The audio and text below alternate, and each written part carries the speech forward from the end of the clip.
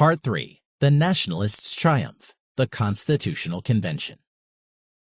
Chapter 11. Shays' Rebellion.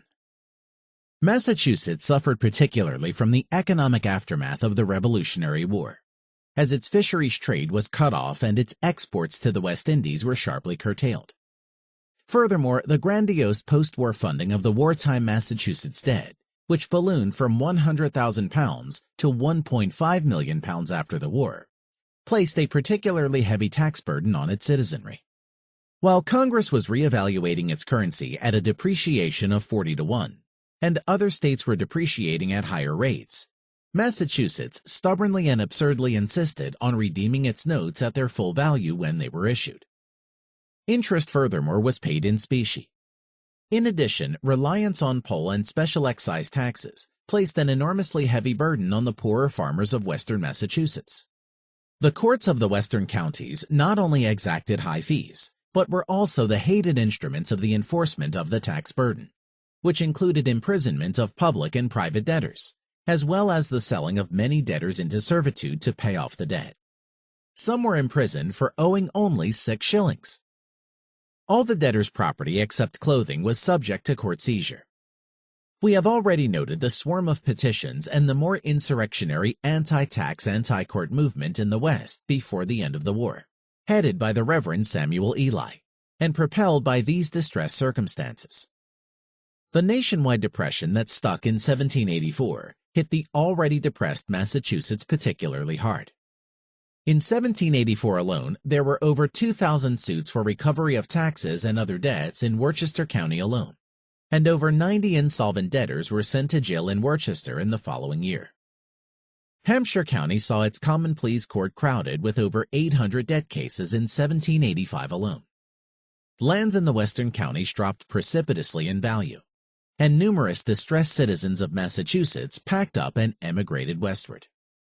Yet western Massachusetts did not erupt immediately as might have been expected.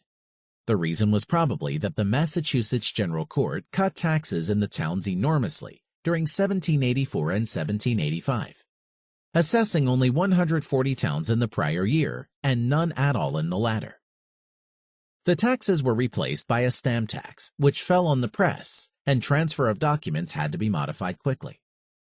Furthermore, the plight of debtors was slightly eased in 1784.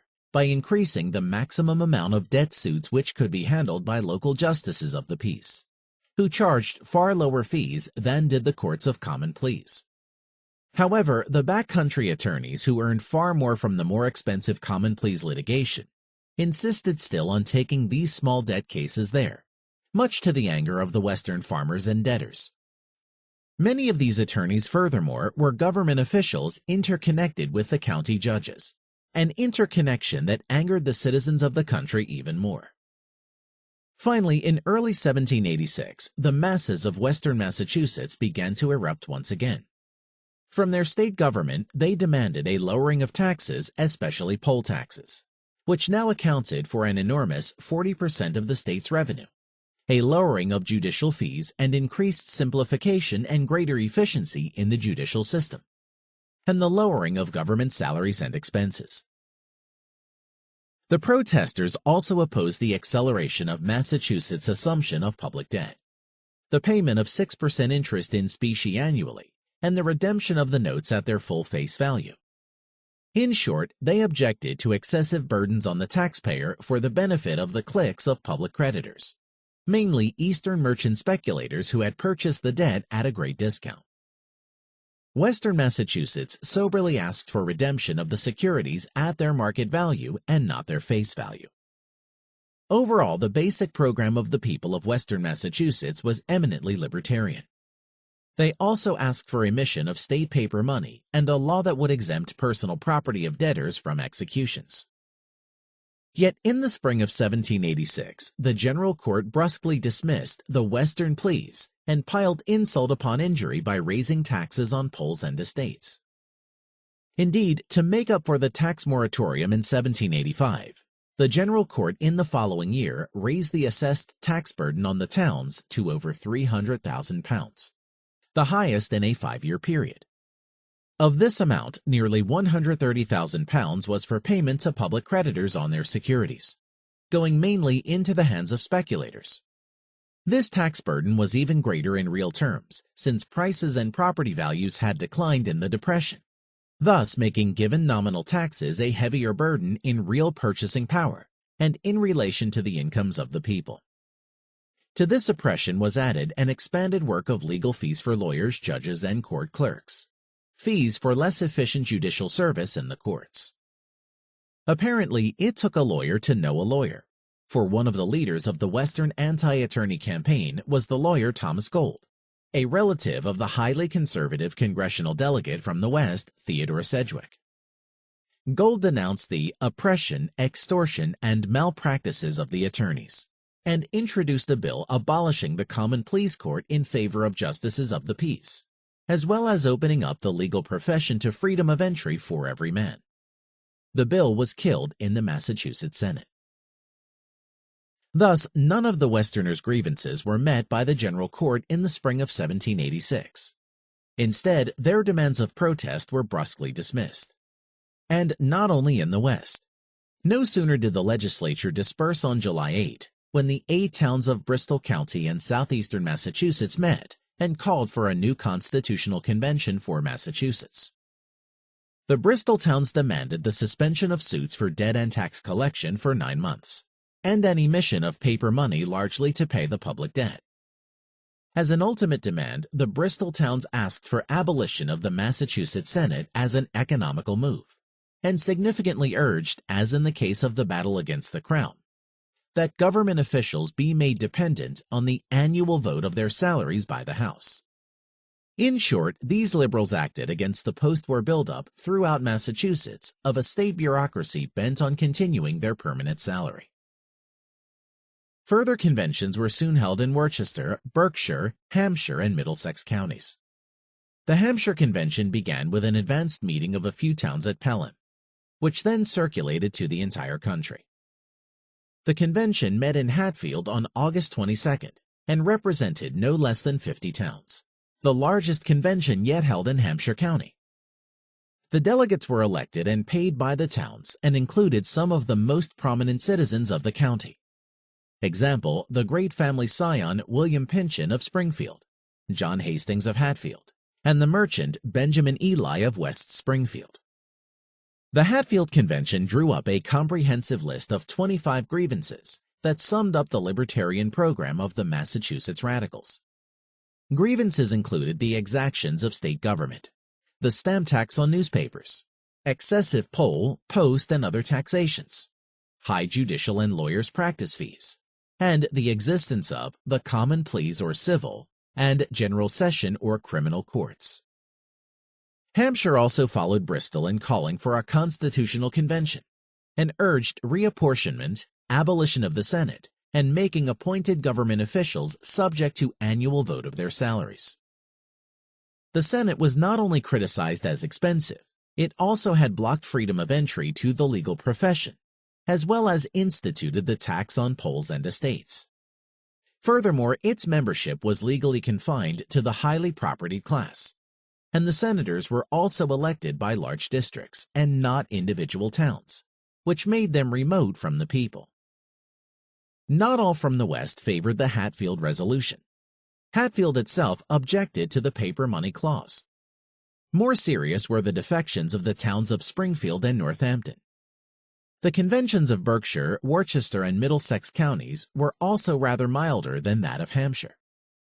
All the county conventions, however, caused a wave of hysteria by Massachusetts conservatives, who ranted about treason and even sinister British influences.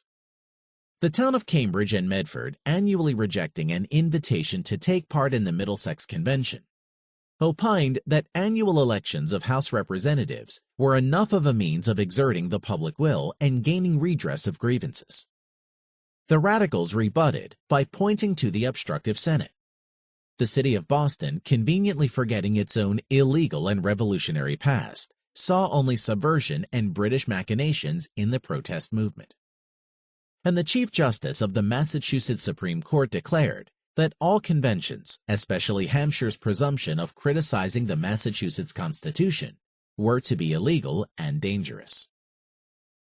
The Hampshire Convention, along with all the others, had carefully insisted that all protests be peaceful. But the protesting masses realized that only by direct action, only by taking responsibility for their own lives and fortunes, could any substantial gains be made. A few days after the Hatfield Convention, an armed mob of about 1,500 assembled in Northampton and seized the county courthouse to block any sessions of the courts. The insurgents appointed a committee to request adjournment of the courts, to which the judges hastened to reply. The idea was to close the courts until redress of the people's grievances were achieved. The rebels surely compared the great scarcity of cash among the people to the handsome salaries of the appointed government officials. The leader of the successful Northampton mob was Captain Luke Day of West Springfield, a landowner who raised his own insurgents and drilled them. Assisting Day in the court seizure were Captain Joseph Hines of Greenwich and Lieutenant Joel Billings of Amherst. The Northampton uprising set the spark for armed mobs in other protesting counties, and courts were forcibly closed in the counties of Worcester, Middlesex, and Bristol. When Governor James Baldwin called out the Worcester County militia against the rebels, the militia, in a classical revolutionary mood, refused to turn their guns against their friends and neighbors. A mob of rebels were thus able to close the Worcester courthouse.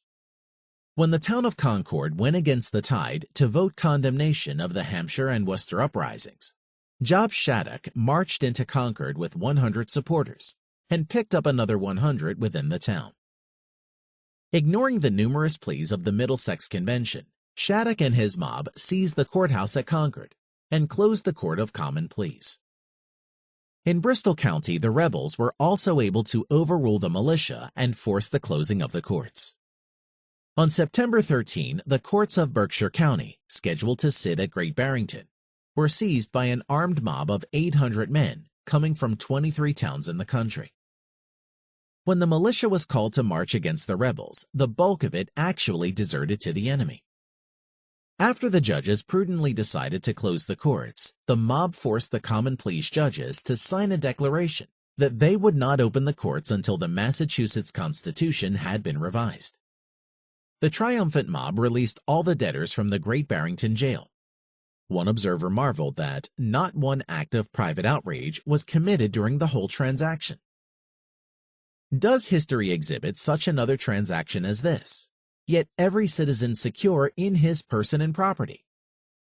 The observer noted that the Hampshire and Worcester court closings had been similarly scrupulous and orderly. Deeply involved in the Berkshire Rebellion was the formerly conservative William Whiting, a prominent physician and Chief Justice of the Berkshire Court of Common Pleas.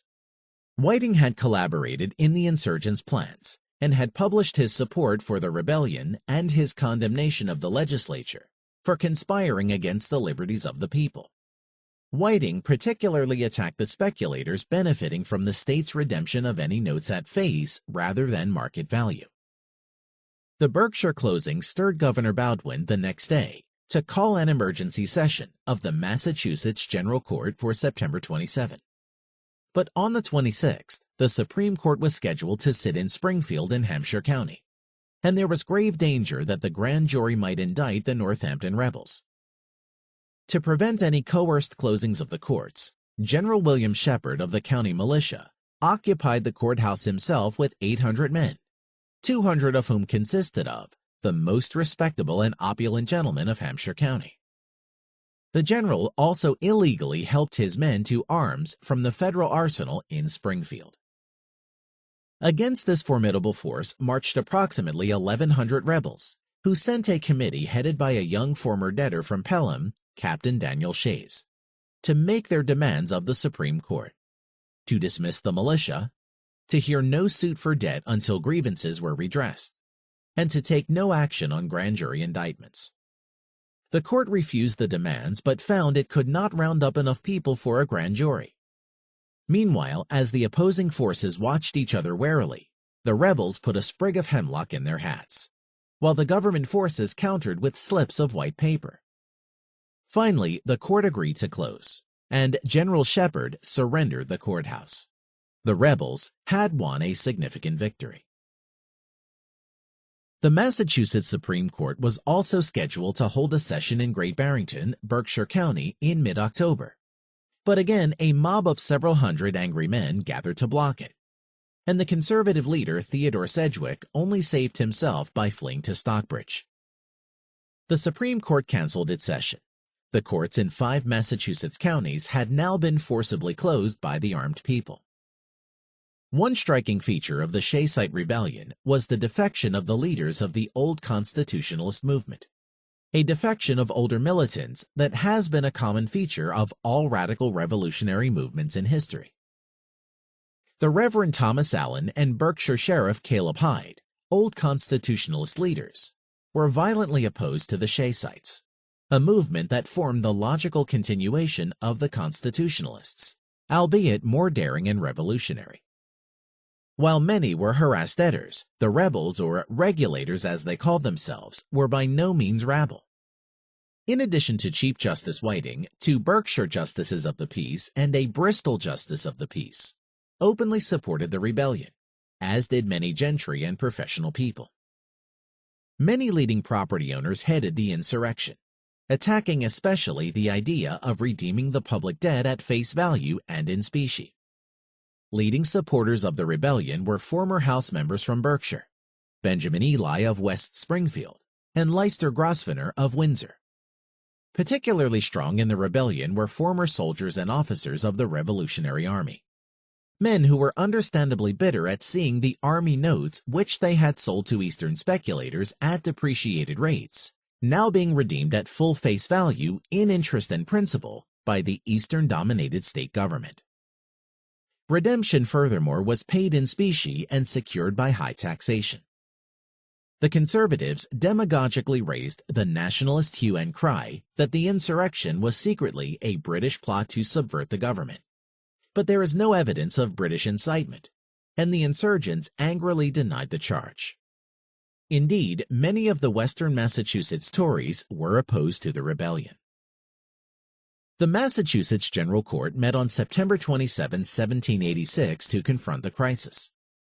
The reactionary Governor Baldwin naturally advocated the use of force, and the conservative-run Massachusetts Senate urged the coercion and the suspension of the basic individual right of habeas corpus.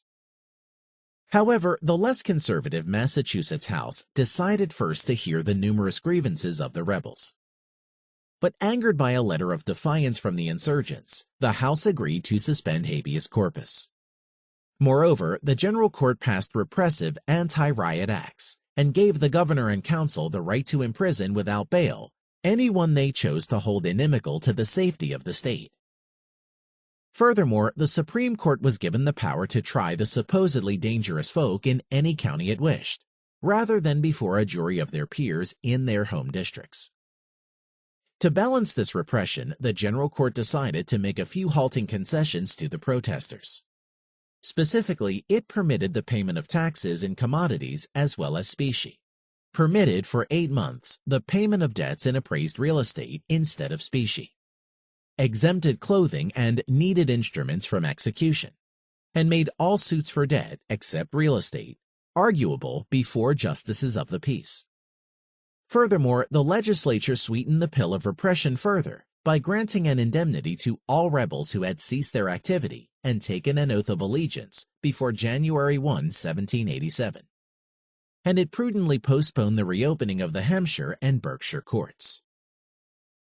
By November 18, the General Court adjourned, confident that its blend of big stick and small but widely trumpeted carrot would quell the insurrection.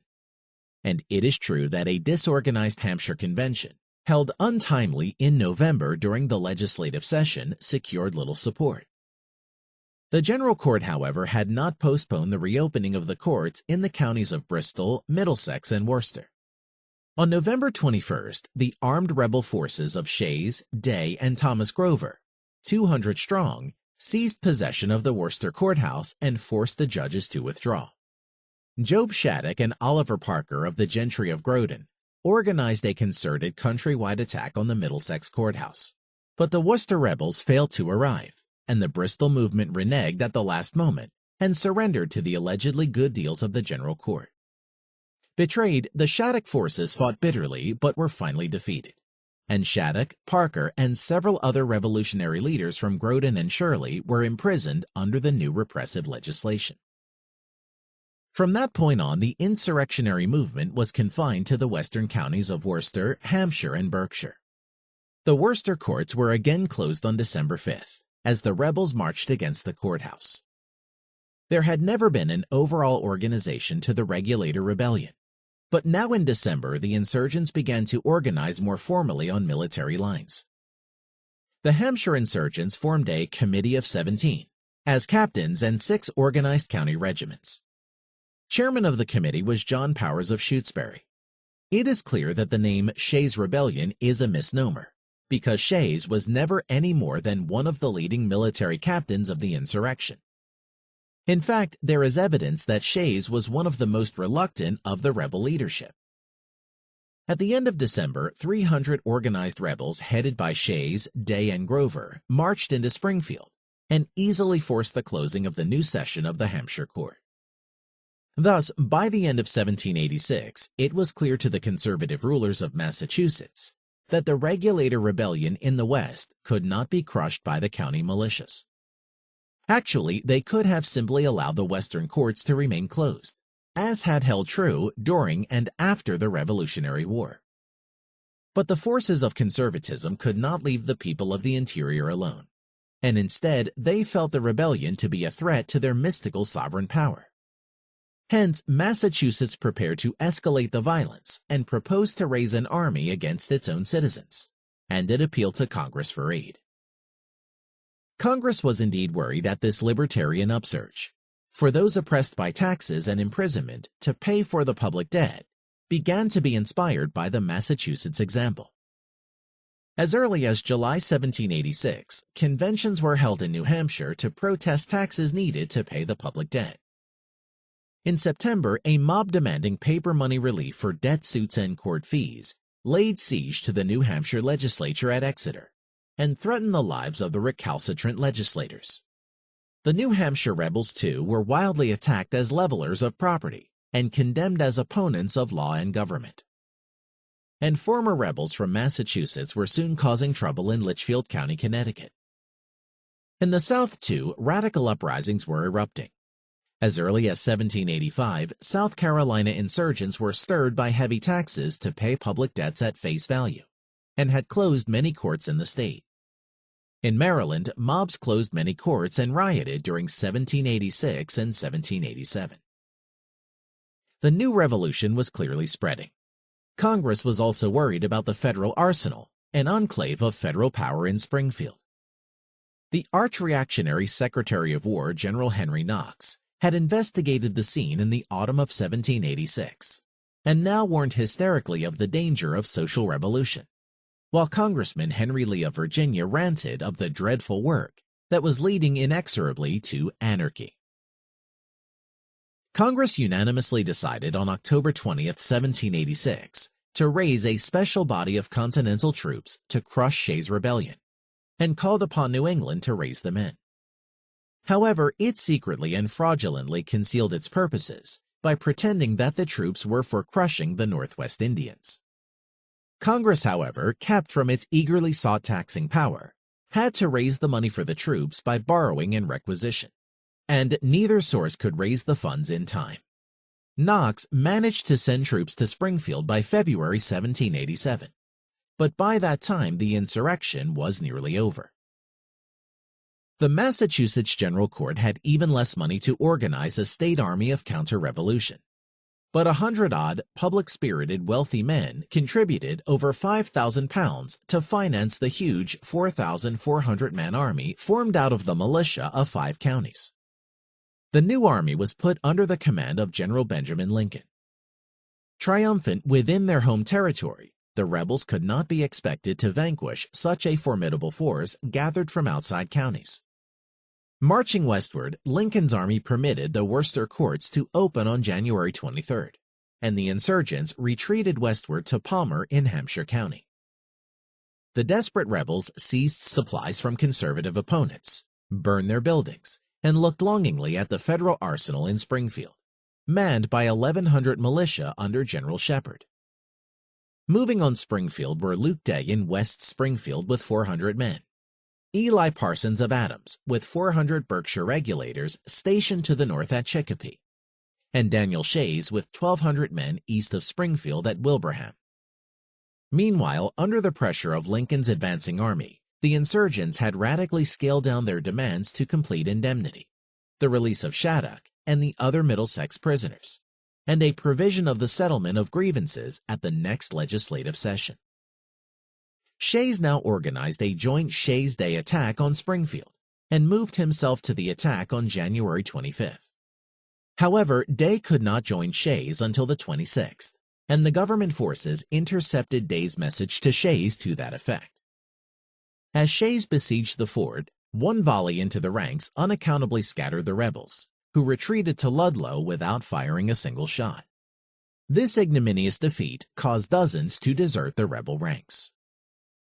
Marching northward, Shays joined Parsons and retreated further to South Hadley, while Day's forces were dispersed by the combined governmental forces of Lincoln and Shepherd. Confronting each other at Hadley's, Shays and a committee of rebel officers headed by Francis Stone asked the General Court for a general pardon as the terms for laying down their arms, a petition backed by 10 Massachusetts towns. Thwarted by the legislature, Shays retreated northeastward to Petersham. In a forced march at night through a snowstorm, General Lincoln reached Petersham, and the rebels surrendered en masse. The main leaders, however, did not surrender and fled to surrounding states. In the meanwhile, the Berkshire rebels became restive, resisted attempted arrest, and tried to open a second front against Lincoln. However, the county militia under General Patterson defeated the Berkshire rebels in a series of skirmishes, and Lincoln's arrival in Pittsfield on February 10th spurred a rash of surrenders under Lincoln's terms of pardoning all arrested men who would take an oath of allegiance. The determined hardcore of Berkshire, however, escaped westward to New York, from where they were led by Captain Perez Hamlin to conduct guerrilla raids against Massachusetts. By the end of February 1787, the Massachusetts Regulator Rebellion had been crushed. Massachusetts asked the neighboring states to cooperate in stamping out the remaining guerrilla forces. Only Connecticut responded readily, while in independent Vermont, the people welcomed the fleeing rebels with Shays himself as their head. In fact, Vermont itself had its own Regulator Rebellion at the same time as in Massachusetts, and was directed similarly against the courts. On October 31, 1786, 30 armed regulators of East Side Vermont, led by Robert Morrison, a blacksmith, and Benjamin Stebbins, a farmer, had marched to Windsor to close the courts. The stern line of the sheriff and state's attorney, however, was able to disperse the rioters, and Morrison and others were arrested. After this, the sheriff fell upon a group of rebel followers who were planning to rescue their colleagues and arrested them as well. Still, the remaining band of East Side regulators were considering another rescue attempt, but were dissuaded by a force of 600 militia assembling at Windsor. The West Side Regulator Rebellion in Vermont was more short-lived. A mob attempt to break up the Rutland County Court, led by Assemblyman Jonathan Fassett, was foiled by the militia. The militia surrounded the rebels, who quickly surrendered. Fassett was fined and unanimously expelled permanently from his seat in the Vermont Assembly. Hence, when Shays' Rebellion reached its climax in January 1787, the Vermont Rebellion had already fizzled out and could not be revived. The people of Vermont, however, were still sympathetic, and Governor Thomas Chittenden delayed moving against the Shaysites. Soon, however, Chittenden did move. First, he warned the Vermonters not to aid the Massachusetts rebels, and then he proceeded to raise troops to round them up. The Massachusetts General Court, meeting after the crisis in mid-February 1787, quickly proceeded to a nakedly vindictive act on the former rebels with the disqualifying act. No amnesties were allowed to any former rebel that was an important officer, to citizens of other states, to any former member of the legislature, to anyone ever a delegate to any state or county convention, or to anyone holding a civil or military office. Even the supposedly amnestied rank and file of the regulators were forbidden to vote, hold office, serve on a jury, teach school, operate an inn, or sell liquor for 3 full years. This bitterly harsh reprisal defeated its own purpose, because even conservatives and moderates, such as George Washington and General Lincoln, attacked the punishment as overly severe. Lincoln declared in a cold and calculated analysis that to deprive the rebels of their full rights would rejuvenate the movement.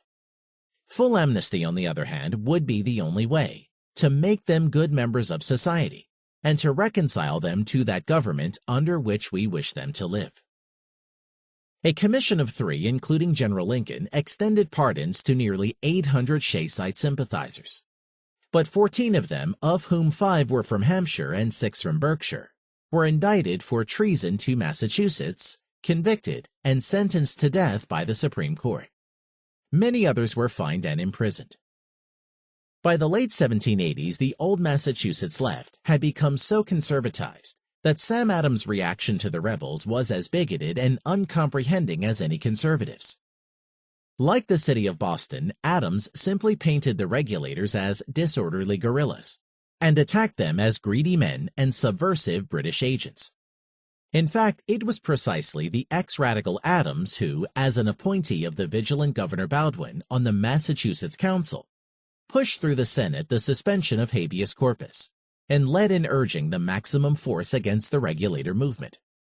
It was also Adams who led the fight for a maximum policy of revenge and the execution of the Shayside leaders.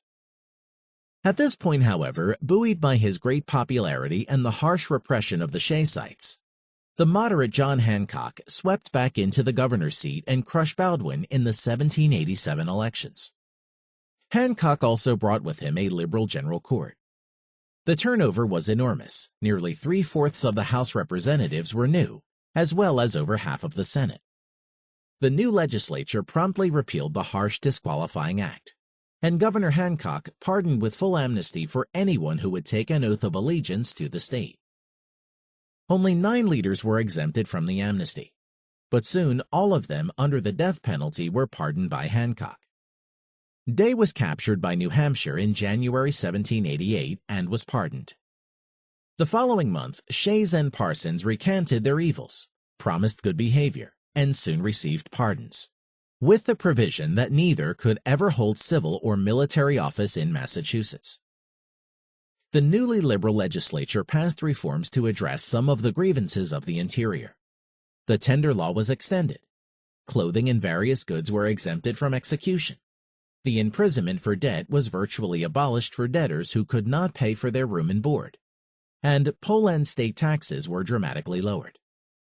Moreover, court fees were sharply reduced, and Hancock voluntarily lowered his salary by nearly 1/3. However, the General Court refused to issue future paper money, scale down the debt, refine the appropriation of excise revenues, or crack down on the practices of the legal profession. Nevertheless, in the final result, after peaceful protest had failed, the regulator rebels, by taking to arms and engaging in illegal acts, were able to push through substantial liberal reforms. Thus, direct armed insurgency came to provide the necessary impetus to enact liberal parliamentary reforms. The reform policies and their drastic lowering of direct taxes weakened the grandiose Massachusetts debt funding program. As a result, the public creditors in Massachusetts came to support a strong central government with taxing power to assume their claims, as they were now doubtful of Massachusetts ever being able to pay its debts. The propertied men of Massachusetts shifted en masse into the Nationalist camp, and Shays' rebellion conservatized many of the state leaders, who now felt that the state government and the Confederation were too weak to prevent such tax uprisings from occurring. Shays' rebellion served as a spur to nationalist sentiment in other states by providing fuel for demagogic attacks about dangers of weak government under the Confederation. General Knox lost no opportunity in whipping up a scare campaign about the rebellion and damning the system of vile state governments as sources of pollution, and was therefore directly responsible. George Washington was apparently frightened enough by the Shays episode to return to politics to push the nationalist cause. The young Connecticut-born lecturer and textbook writer Noah Webster denounced the rebellious state, urged national government, and even called for a limited monarchy to block the ignorance and passions of the multitude. Above all, perhaps, Alexander Hamilton raised the charge of anti-Shaysm hysteria, brusquely dismissing the real and intense grievances of the people of Western Massachusetts. Hamilton thought that the intention of the rebels was to abolish all debts, abrogate contracts, and generally to establish some vague kind of subversive and egalitarian government. Only a strong national government, opined Hamilton, could save America from the army of future and greater Shayses and their spirit of licentiousness. And in a sense, the liberal reformist regulators who followed after the rebellion were, to Hamilton, as dangerous and subversive as the insurrection itself. George Washington and James Madison also dismissed Shaysite grievances and wanted to confiscate the arms of the rebels. Both Madison and Washington believed the rebellion was designed to abolish all debts and redistribute property. Outside the ardent nationalist camp, opposition to the Shaysites was far more sober and subdued. Benjamin Franklin refused to get excited about the rebellion. More interesting was the reaction of Thomas Jefferson, minister to France. Until now a political moderate, Jefferson was still opposed to any modification of the debt process or to popular acts against the courts. But it was remarkable that while all the other major leaders of America were being pushed rightward by the Shaysite turmoil, Thomas Jefferson, in contrast, moved sharply leftward. Jefferson began to realize that repression was far worse than rebellion, and that in the non-governmental body of the people was to be found far more wisdom and justice than in the government. Rebellion is a voluntary education, he began to conclude, and he also reflected on the whole of government. Were it left to me to decide whether we should have a government without newspapers or newspapers without a government, I should not hesitate a moment to prefer the latter. Here was a decidedly anarchistic statement, and this sentiment was refined by a critically important letter that he wrote at the time to his old friend James Madison, who was worried about the Shaysite troubles in Massachusetts. There were three types of societies, wrote Jefferson. Number 1, without government as among our Indians. Number 2, under governments wherein the will of everyone has a just influence, as is the case in England to a slight degree, and in our states in a great one. Number 3, under governments of force, as is the case in all other monarchies and in most of the other republics. Jefferson went on to declare that the first anarchistic form was probably the best, but I believe it to be inconsistent with any degree of population. Next best was democracy, under which the mass of mankind enjoys a precious degree of liberty and happiness. True, democracy may be turbulent, as presumably in the Shay episode, but weigh this against the oppression of monarchy and it becomes nothing. And even this evil is productive of good. It prevents the degeneracy of government and nourishes a general attention to the public affairs. It is a medicine necessary for the sound health of government. Chapter 12, the Annapolis Convention. By 1787, the nationalist forces were in a far stronger position than during the Revolutionary War to make their dreams of central power come true. Now, in addition to the reactionary ideologues and financial oligarchs, public creditors, and disgruntled ex-army officers, other groups, some recruited by the Depression of the mid-1780s, were ready to be mobilized into an ultra-conservative constituency. Inefficient urban artisans who wanted a central protective tariff to secure a nationwide market from more efficient British competition. Merchants who wanted central navigation acts and other subsidies. Western land speculators who wanted to prevent settlers from following the natural course of secession and collaboration with Spain. Southern land speculators and settlers who wanted to drive Spain out of control of the Mississippi River.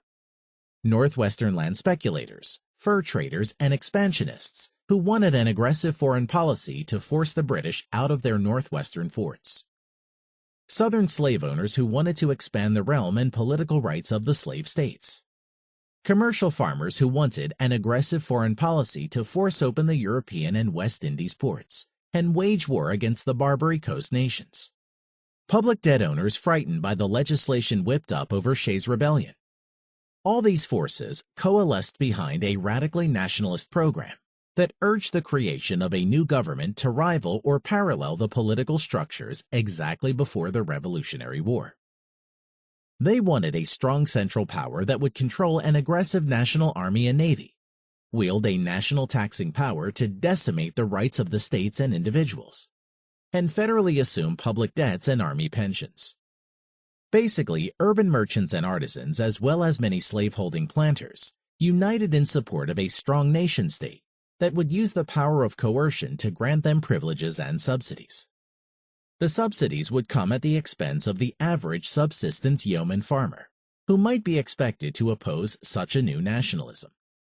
But against them to support a new constitution were the commercial farmers, aided by the southern plantation farmers who also wanted power and regulation for their own benefit.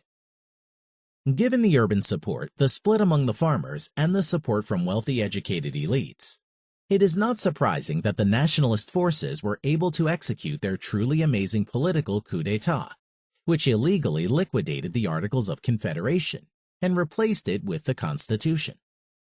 In short, they were able to destroy the original individualist and decentralized program of the American Revolution. Superior leadership and personality were critical factors in their victory. One of the important reasons was that the nationalist leaders of the different states were wealthier and better educated, generally knew each other, and could even communicate quickly. On the other hand, the anti-federalists were scattered, poorer, and tended to be less educated and from more remote locations. And finally, in state after state, the left no longer had effective or brilliant leadership. The natural leaders of the anti-federalists were either confused or had gone over to the nationalist camp on the right. The nationalists had tried legal and constitutional means to attain their ends, but each had failed on the ironclad requirement of the Articles of Confederation, that amendments must be approved by every state. In 1786, the final nationalist attempt to grant Congress the power to levy an impost was blocked by New York. Now, in 1786, the conservatives made a final attempt to effect a legal review of the fundamental constitutional government of the United States. At the beginning of the summer, Congress appointed a committee that, on August 7th, proposed some fundamental amendments to the Confederation. The amendments, drawn up largely by Charles Pinckney of South Carolina, granted Congress the exclusive power of regulating foreign and domestic commerce and levying duties on imports and exports, empowered Congress to enforce its regulations upon the states, gave Congress the exclusive power of making treaties, and established and empowered a federal court, which could take appeals from state courts. These amendments Pinckney proposed were, however, shot down by Congress. There was scarcely any likelihood of the unanimous approval by the states, and in any case a more likely route was coming to view. This new route promised a devious and hidden channel toward an illegal and thoroughly revolutionary coup d'etat that would entirely eradicate the Confederation and replace it with a new, centralized constitution. It all started innocently and innocuously enough. Indeed, it started precisely as a way that the states could handle interstate problems themselves, without turning to a central arbiter and regulator. Virginia and Maryland, whose natural boundary was the Potomac River, were anxious to open it up for navigation. The anxiety was especially propelled by the Western land speculators in both states, who wanted to provide an alternative route for Western trade, so that the Spanish Mississippi might not exert a fatal block on Western settlement. But first, Maryland and Virginia had to agree on the use of the river. Consequently, in March 1785, commissioners from the two states met at Alexandria to consider navigation on the Potomac, and also on their other joint boundary, the Chesapeake Bay. The commissioners adjourned to Mount Vernon, where at the end of March they quickly came to a fruitful agreement. All the joint waters were to be a free and common highway, with citizens of each state free to use each other's harbors. Tonnage duties exacted from ships entering both Maryland and Virginia would be equally divided between the states. All costs of public expenditures for navigation on the Potomac would be shared equally, while Virginia would pay 5/8 of the just expenses of navigation on the Chesapeake Bay. The commissioners also agreed to recommend uniform commercial regulation and imposts, a uniform currency, a joint Chesapeake Navy, and an annual commercial conference between the two states. The commissioners were understandably pleased with their success. Indeed, around this time, an assembly of wealthy citizens of both states organized two companies, both of which were partially owned by George Washington, to exploit navigation on the Potomac. Pennsylvania, which had concluded a navigation agreement of its own on the Delaware River with New Jersey 2 years before, was as interested as the Maryland and Virginia land speculators in extending a route from the Potomac to the Ohio River. Hence, the commissioners decided to invite Pennsylvania to join Virginia and Maryland in a pact for common collaboration on the Ohio. The commissioners, who were heavily nationalist, had no definite nationalist aim in mind. Quite the contrary. The agreements were compacts between the states themselves. Neither did Maryland have such a design in mind when it ratified the Mount Vernon Agreement in November 1785, a month after Virginia had done so, and enthusiastically proposed another conference that would include Delaware as well, and handle all the remaining contractual commercial problems in the Chesapeake-Potomac area. It was at this point that devious and sinister machinations began to enter the scene. For in the Virginia legislature, the ultra-nationalist leader James Madison, who had pushed for the Alexandria Treaty, saw the opportunity to transform the proposed meeting into a way to strengthen the power of Congress. On January 21, 1786, at the very end of the session of the Virginia legislature, Madison pushed through a proposal for a convention of commissioners from all states to provide for uniform commercial regulations and for the requisite augmentation of the power of Congress over trade. As one of the selected Virginia commissioners, Madison called such a convention for Annapolis on September 11. In his words, the location was chosen to avoid the neighborhood of Congress and the large commercial towns, in order to disarm the adversaries to the object of insinuations of influence from either of these quarters. Madison was so cautious about the meeting that he only told his close personal friends that its true objectives were not for commercial arrangements, but instead the beginning of political reform. Only 9 states, however, decided to send delegates to the Annapolis Convention, and one of the recalcitrant was Maryland, presumably disgruntled at this complete perversion of the original aim of the conference it had proposed. Without Maryland there, the original members of the Chesapeake-Potomac Agreement could not at all be persuaded. Furthermore, only 5 of the states, New York, New Jersey, Pennsylvania, Delaware, and Virginia, bothered to send delegates in time to even attend the convention. Moreover, of the 12 delegates sent by the 5 states, only did 3 states, New Jersey, Delaware, and Virginia, send the required number of delegates to Annapolis. Delegates for Massachusetts and Rhode Island were on their way, but the convention adjourned before they could arrive. It was clear that the Annapolis Convention could be only a total failure. But the nationalist leadership possessed the capacity of turning a seemingly utter defeat into another step on the way toward victory. With the veteran reactionary John Dickinson representing Delaware in the chair, the outstanding nationalist theorist Alexander Hamilton was able to draft a report for a committee of 5 leading delegates. Chair Egbert Benson, conservative lawyer for Dutchess County, New York, and a leading attorney for the New York oligarchy. Tench Coxe, a brilliant young Philadelphian merchant and advisor to Hamilton on ultra-nationalist economics. Abraham Clark of New Jersey, one of the originators of the idea of calling a constitutional convention. George Reed of Delaware, an ultra-conservative, economically affiliated with the Robert Morris interests and who had initially opposed American independence. And Virginia Governor Edmund Randolph, a leading Southern planter who exerted a moderating influence on the resolutions of the committee. Although James Madison was not on the committee, he played a critically important role in the entire proceedings. The committee's report was unanimously approved by the full convention on September 14 and sent to Congress as well as the several states. It called for another all-state convention, this time to propose a comprehensive revision of the Articles, so as to render the Constitution of the federal government adequate to the exigencies of the Union. But Hamilton mendaciously hastened to assure everyone that this would be a legal revision.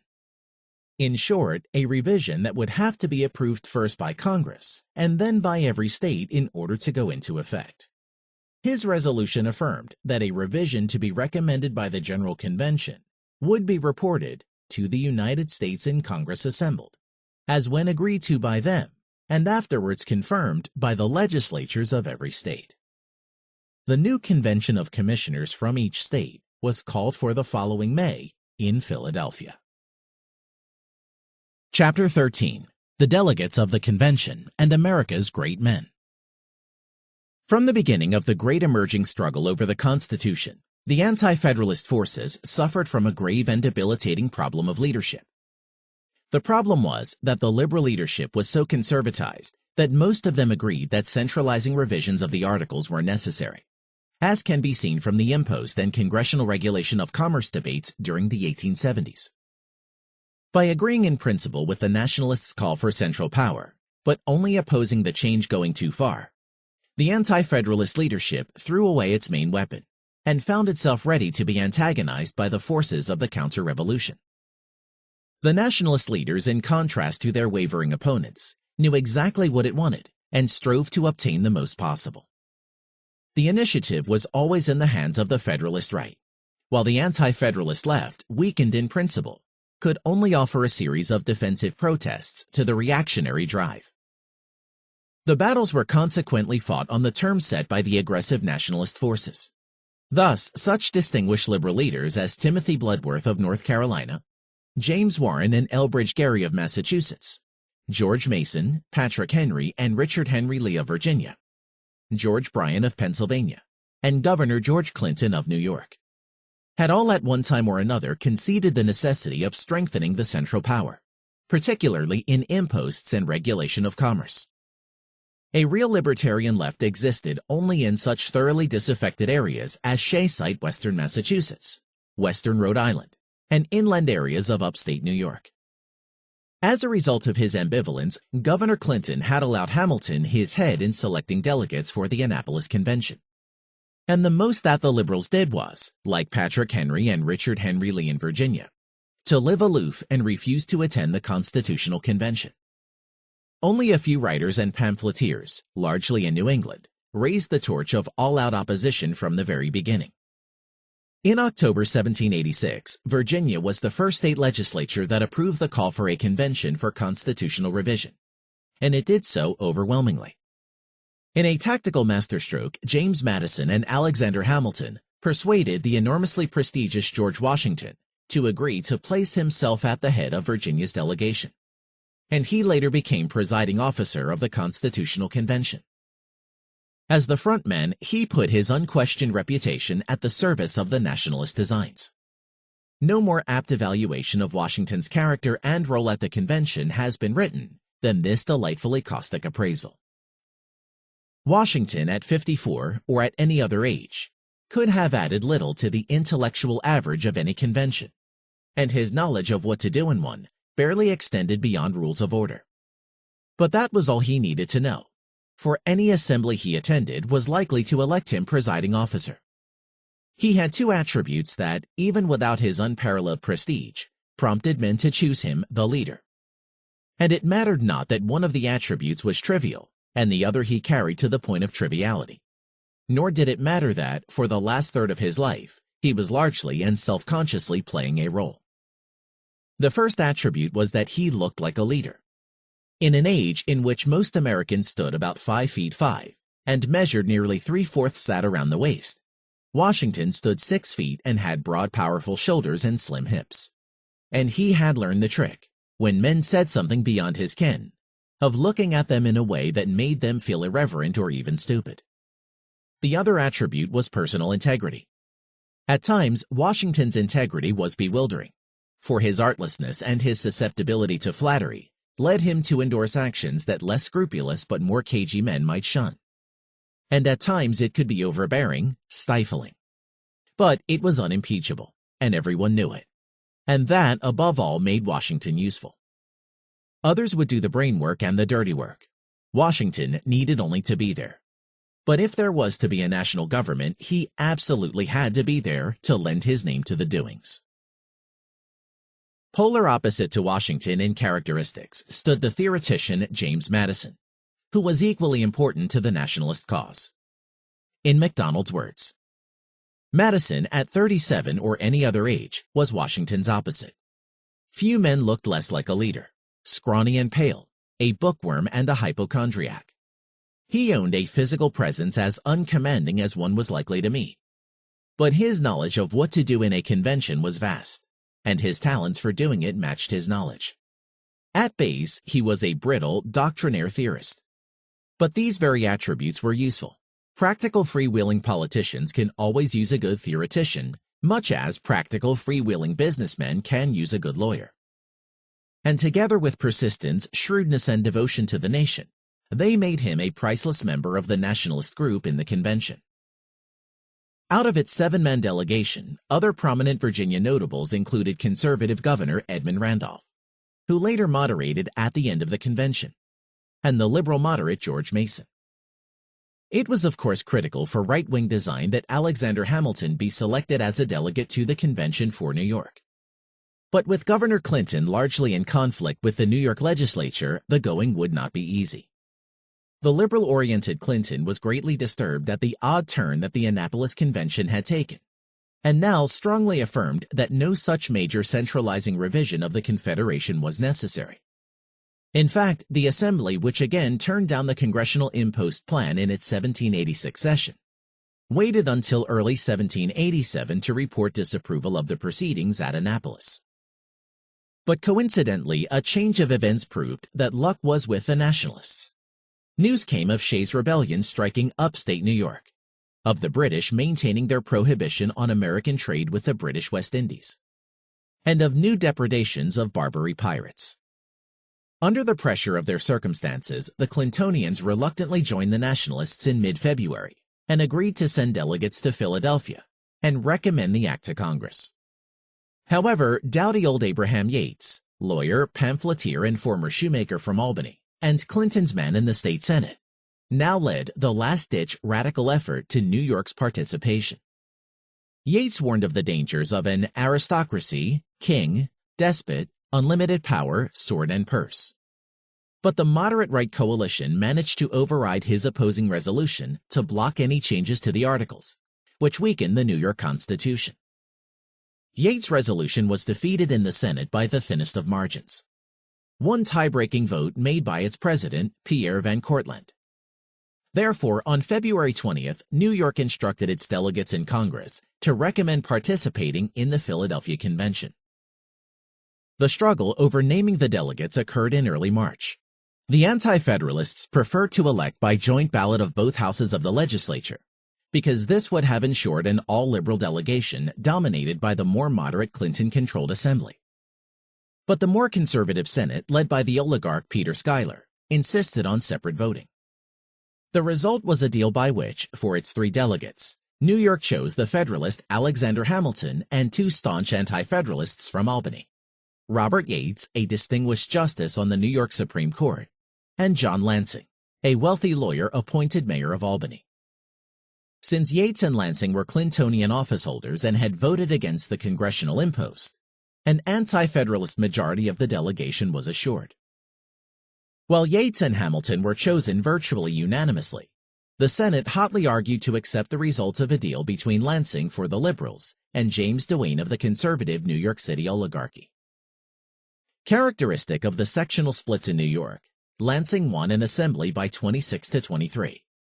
Lansing carrying the will of the upstate counties except for Albany, and the swing Long Island counties, while Duane carried accordingly the city vote, New York City and Albany, as well as Richmond County. Hamilton, furthermore, was repeatedly defeated in attempts to add Chancellor Livingston, Egbert Benson, Duane, and especially John Jay to the New York delegation in order to increase the Federalist voice. Pennsylvania hastened to send delegates to the convention with more dispatch than New York. Most fortunately for the Nationalists, the Conservatives had won a significant victory in the fall elections of 1786 that weakened the radical majority in the legislature. The election, furthermore, truly revealed a sharp sectional divide within Pennsylvania, with the conservatives in control of the southeast around Philadelphia, and the radicals generally dominant elsewhere. The conservatives moved swiftly and ruthlessly to impose their program. Thus, in March 1787, the legislature voted to re-charter the Bank of North America, though its charter was limited to 14 years, its capital reduced to $2 million, and its loans in goods and real estate restricted. The conservatives also moved quickly to choose conservative delegates to Congress. For its 8 delegates, Pennsylvania ruthlessly chose an all-nationalist delegation, with the single exception of the aging opportunist Benjamin Franklin. Apart from Franklin, the oligarchy headed by Robert Morris scintillated in Pennsylvania's delegation. Robert Morris, Gouverneur Morris, now residing in Philadelphia, James Wilson, Thomas Fitzsimmons, George Clymer, and Thomas Mifflin. Only Jared Ingersoll was a member of the radical Pennsylvania Constitutionalist Party and was the son-in-law of the wealthy Philadelphia speculator and financier, the moderate constitutionalist Charles Pettit. Unsurprisingly, every single one of the Pennsylvanian delegates came from Philadelphia. While the states began to send delegates to the forthcoming convention, it was by no means certain that the Congress would put its imprimatur on the meeting. Rufus King, a young congressman from Massachusetts, expressed an intelligent puzzlement. If the convention is to stay within the framework of legality and Congress is to ratify the result, then what is the point of not having Congress itself do the revising? King and his colleague Nathan Dane advised Massachusetts not to send men to the convention, and Massachusetts was strongly opposed to agreement. In mid-October of 1786, Congress referred the proposal to a grand committee that showed no sign of doing anything about it. But Shays' Rebellion was now frightening respectable Massachusetts' opinion into a far more nationalist mood, and Rufus King, reflecting this change, began a steady shift into the nationalist camp. As a result, on February 20, 1787, the Grand Committee ratified approval of the new convention by a mere majority of 1 vote. King and Dane, however, insisted that the convention be expressly and unambiguously limited to legal review of the articles. The Congress therefore adopted on February 21, over the opposition by the rest of New England, the Massachusetts Revolution endorsing the convention, but only for the purpose of revising the Articles of Confederation, and reporting to the United States in Congress assembled and to the states respectively such alterations and amendments. No contract could be more explicit. Massachusetts' approval followed the next day, and thus by the opening of the Constitutional Convention. By May 14, the opening date for the convention, all but 2 states had chosen delegates. 1, New Hampshire, finally chose a delegation in June, which arrived in Philadelphia at the end of July, after the important part of the convention had been concluded. Rhode Island, however, a state that had learned its radicalism the hard way for stopping taxes and public debts, stood steadfast as the lone holdout, refusing to have anything to do with the convention. However, General James Varnum, the Rhode Island nationalist, went to Philadelphia as a lobbyist and unofficial representative of the Rhode Island conservatives. Even with 12 state support, only Virginia's and Pennsylvania's eager delegates had made the trek to Philadelphia by the official opening date of May 14. It was only on May 25 that a quorum of 7 states had appeared, and the Philadelphia Convention was finally ready to begin. The gathering at Philadelphia was a distinguished one, as each state tended to select its leaders for this clearly important event.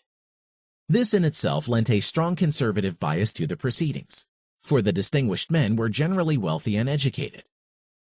In the case of the delegates, almost all were merchants, large landowners, or lawyers tied in with these interests, and many were relatively young men. Apart from such specific common aims as the coerced payment of the public debt and the opening of foreign ports to American commerce, such men were the power elite of their states, and a power elite naturally wants to expand its power, and therefore its scope to a broad national scale. The great man is likely to be a man where his fortune or power has been aided in one way or another by the state, and on the other side of the coin, he is an influential man who stands in a likely path to reach out and use the levers of state power for his own advantage. Hence, ceteris paribus, The more distinguished any given gathering, the more statist and reactionary it will likely be. The classic injunction of Lord Acton applies to the history of the Constitution. I cannot accept your canon that we are to judge Pope and King unlike other men, with a favorable presumption that they did no wrong. If there is any presumption, it is the other way against holders of power, increasing as the power increases. Power tends to corrupt, and absolute power corrupts absolutely. Great men are almost always bad men, even when they exercise influence and not authority. Still more when you superadd the tendency or the certainty of corruption by authority. There is no worse heresy than that the office sanctifies the holder of it. Furthermore, while it was true that nationalism was newly dominant among the urban artisans, it was also true that the proportion of nationalists was greater among the rich and the eminent than among the poor and the nameless. So that again, any distinguished gathering of the two was bound to be united on behalf of the conservative cause. It must be noted that among this gathering of America's great men, there were conspicuous absences. These were men who were more often than not deeply skeptical or at least ambivalent about the prospects of a convention. Two of the most distinguished, John Adams of Massachusetts and Thomas Jefferson of Virginia, were away as ambassadors to England and France respectively. Ultranationalist John Jay of New York was deliberately not chosen by the largely anti-federalist legislature. Richard Henry Lee and Patrick Henry of Virginia, on the other hand, were chosen as delegates but declined to attend, undoubtedly from deep suspicion. The doughty Patrick Henry declared that he smelt a rat. Henry Laurens, eminent merchant and planter of South Carolina, was too sick to attend. Thomas Paine of Pennsylvania was out of politics in Europe trying to raise financing for a bridge project he had organized. Sam Adams, too, was highly skeptical and was influential in getting the Massachusetts resolution to restrict the scope of the convention and remain with the Confederation. Governor John Hancock of Massachusetts did not have himself selected as a delegate, probably for similar reasons. The old Adams-Lee left, in short, was marked and almost forgotten by its absences, not only for the convention, but as a cohesive force in American political life as well. Maryland's top oligarchs, such as Samuel Chase and Charles Carroll of Carrollton, also held aloof, and that state sent its second-rank leadership into the convention.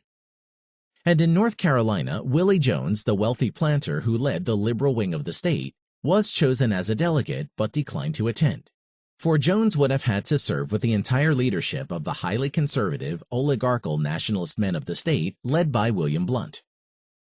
Overall, 74 delegates from 12 states were selected by state legislatures for the Philadelphia Convention, of which 19 refused, for one reason or another, to attend. Only a handful of attending delegates could be considered leading liberals, all of whom were moderates like George Mason of Virginia or Elbridge Gerry of Massachusetts, who were sympathetic to the convention as a device for strengthening the Articles. It was only as the true dimensions of the nationalist design began to unfold that these moderates started to grow wary and eventually go into opposition. Nationalist strength tended to come not only from the wealthy and eminent per se, but also from the urban commercial interests, merchants, and artisans, the majority of commercial farmers, and leading urban exporters. In short, nationalist strength came from men who supported centralizing tariffs and navigation laws, raising the value of their public securities, and an aggressive foreign policy, all at the expense of the tax-paying inland farmer. And surprisingly, in 7 of the 12 states, no representation whatever at the convention was allowed to the inland farmers, which was a clear and enormous weighting of the convention in favor of the nationalist forces. Typical was Massachusetts. Of the 4 delegates who attended, 3 were from the commercial seaboard, and 1 was a conservative follower of Theodore Sedgwick from the commercial Connecticut Valley town of Northampton. None of the numerous small inland towns were represented, to say nothing of the Shaysites from the west. The 2 New Hampshire delegates came from the main commercial seaboard town of Portsmouth and Exeter. Again, no representation from the oft-disgruntled northwest interior. None of the 3 Connecticut delegates represented the inland subsistence farmer of the north, and all came from commercial towns east of the Connecticut Valley.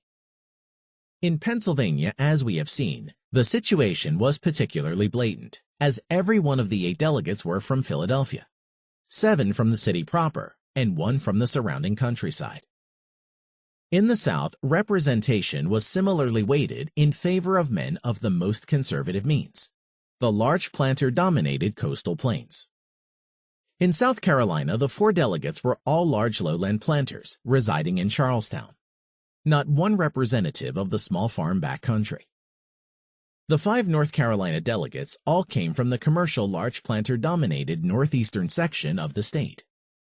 In Virginia's complex politico-economic geography, there were 7 or 8 major sections, of which 2, the lower river valleys, and especially the old feudal North Neck oligarchy of the Potomac, were the conservative large planter ones. Of the 7-man Virginia delegation, 2 men came from the North Neck, and 4 from the lower river valleys. Only James Madison from Orange County did not fit this picture, and he came from an area not too far from the upper Rappahannock. What of the other 5 states? Democratic Georgia, it is true, sent 2 delegates from the East and 2 from the West. But as will be seen below, it was overwhelmingly Federalist at this picture. For its part, Maryland was always accessible to the sea and was ultimately all Eastern planter-run tidewater. Delaware distributed its 5 delegates between Newcastle County and the 2 southern agricultural counties. But the whole of the small state was largely a tributary of Philadelphia and the Delaware River, and consequently Delaware, too, was overwhelmingly nationalist. New Jersey had no east-west division in the commercial agricultural, as did most of the other states. Instead, it had 2 areas. One, East Jersey, awarded to New York City. The other, West Jersey, awarded to Philadelphia, both nationalist cities. It is no surprise, then, that the state was overwhelmingly nationalist throughout the 1780s. Only in New York, therefore, was there a sectional political struggle, in which the interior was firmly represented, and therefore the anti-federalists predominated. And even here, the anti-federalists came from the commercial Hudson Valley town of Albany.